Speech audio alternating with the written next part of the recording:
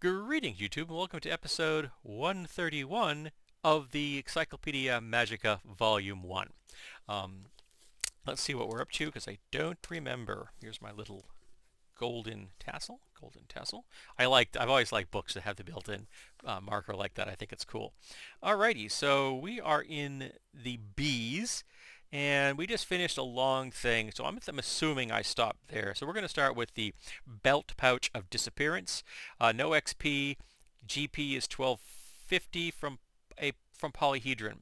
This highly duomered, that's a weird word, highly duomered belt pouch acts as a bag of holding, 200 GP, but it is actually cursed. Once every 24 hours, the pouch opens a rift into the astral plane and dumps all your stuff. Living things can fall through the rift only if they are small enough to fit completely inside the pouch. Yeah, rats, birds, or characters using a form of diminutive magic. So yeah, that's a bad item. Of course, it's only going to fool you once. You're going to put stuff in there, and then you're going to go to get your stuff, and it's not going to be there. Um, and then you try to sell it off to someone else. So they have that problem because you can convince them that it's a bag of holding real quick and then get out of town. Then we have the Bag of Bones, 3,000 XP, 15,000 GP from the Tome of Magic. I think I still have my Tome of Magic kicking around, not positive. This item, usable only by priest, is a small, ordinary leather pouch that contains a number of tiny bones. When the bones are scattered over a 40 by 20 yard area and the word of command is spoken, a unit of skeletons appear. Da, da, da! So yeah, it's the classic kind of skeleton warriors thing, and there's two different types. One bag is the one-shot magic item. Once the bones are used, they are gone forever. And the second is the replenished, which replenishes itself every sunset if the bones have been used. Obviously, the second variety is far more valuable in every way, shape, and form. They actually have a note here. It says, in Ravenloft, because Ravenloft is a place rife with the undead. This bag could be used to create a small army of skeletons, 80 of them. The bag works only in battles, but at least 100 creatures per side are involved. This condition is rarely met in Ravenloft. In the rare event that this bag is used, double the normal number of skeletons appear to 160. The user must also roll a Ravenclaw power check, which I don't remember how that works. I apologize. But if you're fighting in a battle and there's like 150, 180 people on each side, and you suddenly pull out 160 extra fighters, you are going to win. Because it's going to look like a lot more. Okay? There's an old military axiom I can remember, which is that if you have 5,000 warriors and your enemy thinks you have 10,000 warriors, you have 10,000 warriors. Okay, now we have Bucknerd's Everfull Purse. There are three varieties, 1, 2, and 3. Real imaginative on that one. 1,500, 2,500, and 4,000, and 15,000, 25,000, and 45,000. And this is from the DMG. This is a small leather pouch or bag, but its magical poke is just useful to use. But this magical poke? Did they meant pouch, but P-O-K-E? Or is there a separate use of the word poke that I'm not aware of? Could be wrong. Could be still English. English is a very twisted language. Usable to its owner. Each morning it duplicates certain coins and possibly items as well. When found, the purse is full of coins, totally emptied and left so for more than a few minutes, the magic of the purse is lost. But if one coin is left within the bag, the next morning many coins can be found. Okay, we go into the type of the magic is determined. So we got you roll on which type on each see which kind you get, and the best variety actually generates actual gems. But there's also one that does 20 CP, 5 EP, 1 GP, and 1 2 platinum pieces, no gems. That one will be very powerful. And it also depends on what kind of military system you're using. For example, I use copper, bronze, silver, and gold, and platinum is not used for coinage. You probably you'd find ingots and things like that, but it's not used for coinage unless it's like a commemorative thing, you know. But it's not a common coin even amongst the nobility. Um, then it says here in the Dragonlance game, uh, it does not exist, and in Karatur, which is the Asian-themed version of the old D&D setting, how far advanced did Karatur go? Did Karatur make it all the way to third, or I can't remember. When opened, the purse contains, and then we just get the Chinese version, which is Fen, Yuan, Tael, Chain, and gems. So just different names for the same thing. Then we have the Bag of Devouring, no XP, 1500 GP from the DMG. Or it looks like an ordinary sack. When it appears empty, it might hold beans. The sack is, however, a lure used by an extra-dimensional creature. This is the one of its feeding orifices. So yeah, the classic, you reach in to get something, and something reaches up and gets you, which is always kind of cool. I had uh, a campaign where to summon a familiar actually involved opening a portal. You actually had to open a portal to another dimension, and you get, or a dimensional portal, and you could get things from your own material world plane, even from your own planet. It was completely random, but whatever came through was then your familiar, and they had something come through, and something was following it, and the party realized that they had to kill this thing because it was fairly dangerous, at least for their class level. And in the process, the portal closed on the hand of one of the player characters. And so it just snipped off his arm right here. Now, it didn't hurt because the hand still existed. It just was in another dimension. And it continued to exist. And it would continue to function for as long as he was alive. So in the other dimension, there's this disembodied hand which he can't feel, so it's just kind of randomly spasming around, or maybe not doing anything, but you can actually pick it up and look at the stub, and you can see blood going in and out of the veins and such. And you can look at his and see blood, you can just see them working, but nothing's happening. He eventually got a cool artificial hand. I threw that in there because I wanted to cripple him, but I didn't want to kill him, and he eventually got over that, and again had cool options available. He could actually replace different things onto his magic stump he eventually got, which is kind of cool. Then we have the Devouring Pouch, which sounds a lot like the last one. And this is no XP, GP 1500. And this is from the Book of Marvelous Magic, which I know I have a copy of that somewhere. I think I have digital and physical on that one. The pouch appears and functions as a kangaroo pouch, but make it cause its contents to disappear. Give me 1 second. I'll flip my pages, make sure I do this properly. What page? They have page. Okay, 133. Yeah. Okay. Check each day by rolling a die 6. Roll at 1 of 2 indicates that some wandering ethereal creature has found the contents and eaten them. This does not cause the pouch to shriek. So that's... You're referencing something I'm not getting here. But that's okay. Then we have the Bag of Duplication, 4,000 XP, 40,000 GP from Polyhedron. This finely crafted leather pouch can duplicate any non-magical, non-living item that weighs 3 pounds or less. A single item must be placed into the pouch and a charge expended for the pouch's magic to take effect. After 3 rounds, a permanent duplicate item is formed and both items can be removed from the pouch. Pouches of duplication can be used up to 5 times per day. This typically are found with 48 charges, and then they can be recharged. This is incredibly powerful. Now, you can't duplicate potions, but you could duplicate alchemical things, because alchemical things are not magic.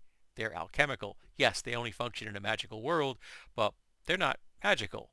And you could duplicate lots of other things, like jewelry and shoes. Even if you just duplicated normal shoes, shoes are valuable in a world like this. You could duplicate all kinds of equipment. Watches, for example. You buy a finely crafted watch, which is an investment. But now you can make 5 of them a day. That's that's a game changer for a party. This falls under the category of almost, I would have to put this almost like at a artifact level. I know that the coin pouch, Bucknard's coin pouch, is actually listed as a actual artifact in later iterations. I think it's so in 3.5, and I know it is in Pathfinder, because the ability to magically make coins out of thin air is so game changing. Making an artifact makes it useful, but not going to break the game, because at that power level, the party has other forms of income coming in anyway. Then we have the Ever Full Bag of Seeds, 1500 XP, 2500 GP. That's a really close value. They're usually farther apart than that. This is from the Dungeon Crowned Sourcebook, which Dragon Crown Sourcebook, which I don't remember that well. This small green leather pouch has a drawstring on top and a pattern of leaves embossed upon it. The pouch feels empty, but you can preserve. But any preserver wizard, non-Templar priest, or druid reaching inside can draw forth a single seed. If they're planted on barren ground, it grows into a tree of life in 4 weeks. Long-term use, but still, 4 weeks for a full tree is not that bad. An Avignon, which I don't know what that is, can draw an unlimited number of seeds from the bag. Lesser preserver wizards, it must be a title, druids and Templar priests can draw a total of 1d10 seeds before the bag stops working for them. At this point, it functions for the character as it would for characters of another class. Each seed drawn from the bag grows into the following, and we got a 1d10. So we got an oak tree, apple tree, redwood, maple tree, willow tree, fir tree, pine tree, cherry tree, cedar tree, or birch tree. Any other class reaching into the bag draws forth a handful of non-magical seeds. If planted in fertile ground and watered, then they grow into grass, small cactus, berry bush, vegetable, flowers, or vine. So you do still get functioning seeds, but not unless you're one of the few folks that actually has some magical capacity. I'm going to have to look up the Dragon Crown, because I don't remember that at all. Which is not a shocker. They did put a heck of a lot of material at certain points when they were trying to milk every copper piece they could out of the system. What are we running at? We're at 12 minutes. Okay. How much are we going to go up to? We'll go up to. Okay, we'll go up to I. All right. Then we have the Bag of Eyes. That sounds ominous. 2250 for XP, 20,000 GP, Book of Marvelous Magic. This pouch is the size of a large sack, capacity 60 pounds. That's a big sack. That's like a coffee bean sack, you know what I mean? But it has an invisible drawing of an eye upon its outer surface. When completely filled with coins of any type and commanded to function, the item can see with infravision, 160-foot range. The effect lasts for 4 hours. All the coins in the pouch disappear when the command word is spoken. So useful if you need infravision really bad, you're willing to sacrifice 60 pounds of coins, and even if coffer pieces, that's still a chop, a bunch of change, if you'll pardon the pun, just to get a 4-hour use of an ability that some species already have, and I believe there are potions of infravision in the game already, which probably cost less than 60 pounds of copper coins. That's a lot of copper coins. I don't remember how many coins there were to a pound back in first edition. I know at later games, I think it was 50 pounds per coin, per 50 coins per pound, but that's still, 60 pounds? That's 3,000 coins? That's a lot. It's just an annoying amount to have to lug around. I know I wouldn't want to carry around 60 pounds of coins under any circumstances, particularly have them disappear just because I wanted to have infravision. Yeah. That sounds like a lame magic item. Then we have the Feed Bag of Plenty, 500 XP, 2500 GP, and sorry, let me activate my mouse. My screensaver popped on. Um, Dragon Magazine, an ordinary horse's a nose bag, which is a kind of bag that fits over the nose of a horse for feeding. Many horses can feed from the feed bag, yet it continues to be full of grain. If more than 10 different horses feed from the bag in one day, however, the magic is lost forever. No grain can be poured from the bag. So as long as your party is not trying to feed 10 um, uh, more than 10, 10 horses, and most of your parties are going to probably be in the 4 to 6 range. You could feed all of your steeds with this thing without a problem, though they are going to have to feed in series. Each one's going to have to wait their turn. And livestock are not known for their patience. Then we have the food pouch, 700 XP, 3500 GP from the Dragon Dawn. I also don't remember the Dragon Dawn. Maybe I'm suffering cognitive issues here. A food pouch contains nuts, grains, and dried fruit. Food suitable for a snack or as or trail rations during lengthy travels. It supplies enough food for 2 meals in the saddle each day. Food 2 meals in the saddle. I guess you're assuming person feeding out of this while riding a horse. It's kind of a weird way to phrase that, but just 2 meals per day. Now, I've lived on trail mix in the past at camping events because I was lazy, and you can. It's not particularly fun, but you can do it. Um, then we have Henry's carpet bag of holding. And for those that don't know it, that's literally what it was. It was a bag made from an old carpet, because carpets were durable, and it was a way of reusing an old carpet that was no longer good enough to be used on the at its intended purpose because it wore out. So you would make inexpensive luggage out of carpet, hence the term carpet bag. And a carpet bagger was someone that would carry a carpet bag, and it was a derisive term because obviously a carpet bag is not a wealthy piece of luggage. 5,000 XP and 25,000 GP from the 1992 Fantasy Collector's Card 76.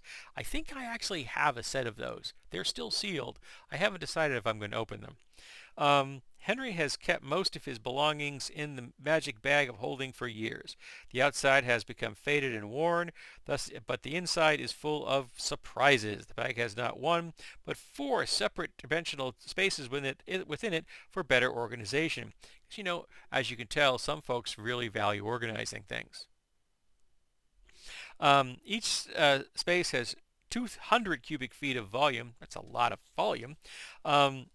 And Henry has stored up more forgotten treasures and other items in his carpet bag than he can remember. He is constantly searching for some lost item and pulling another out, surprised that he rediscovers it.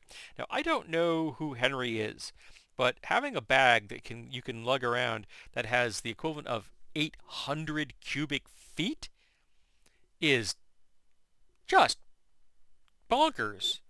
That's a lot of cubic feet, folks. Because, a cubic yard is 27 cubic feet. And so 10 cubic yards would be 270 cubic feet. And that's more than 30 cubic yards of material. I want one of those now. Then we have Heward's Handy Haversack, and we all know what this one is. 3,000 XP, 30,000 GP from the DMG, and it is the classic backpack that has multiple pouches that allow you to store stuff. You can get things out upon command. So if you reach in there and say, "Hand me the rope," your rope gets there. It has one big pouch, container, dump container, and then a couple of smaller containers on the outside that will allow you to store things. So yeah, every fantasy game has had this in it in one iteration or another since it was introduced. And in the Dragonlance setting, they are called Haversacks of Order on Ansalon. And just handy haversack, I think, or something like that is what they're called in games that don't want to have to get tied up with the uh, copyright by Wizards of the Coast or TSR at the time. And there are so yeah, cool item. Then we get into the classic bag of holding, and they range in uh, 1, 2, 3, 4, 5, 6, 7, 8, 9 different categories, ranging from 1,000 to 15,000 XP, and ranging from 5,000 GP to 70,000. From the DMG, this is a common cloth sack, about 2 by 4. The bag of holding opens into a non-dimensional space and is slightly larger than the inside. It's a TARDIS in a bag. No matter what is put into the bag always weighs the same amount. The bag's weight, limited for contents, and the volume limit are determined by a percentage roll and consulting the following. Um, so that would depend on which. Well, I guess it's kind of weird that they have the chart here and they don't have. It's not one chart; it's two separate charts. So it's not easy to see which one is which. You'd have to figure out by counting it. This poor layout. My apologies. And they start at 5 pounds external weight and 50 pounds internal weight, and the highest one is 80 pounds external weight and 2,000 pounds internal weight. I would still rather have that carpet bag, frankly, because there is no weight limit on that one. But the bag of holding is something we all had. Every character had one of these back in the first edition and second edition games. We all had them. If overloaded, or if a sharp object pierces it from inside or outside, the bag can rupture and become useless. The contents are then lost forever in the vortices of nil space. I've never heard it be referred to as nil space. I always figured it, we always assume it dumped the stuff into the ethereal plane. This is a different take on that. I honestly thought that if you lost the items, they went into the ethereal plane. Intriguing. Then we have the last item I'll be doing today, which is the Bag of Infinite Wealth, 5,000 XP, 25,000 GP from Dragon Magazine number 2. This magical bag turns base metals into gold at the rate of 100 GP per day.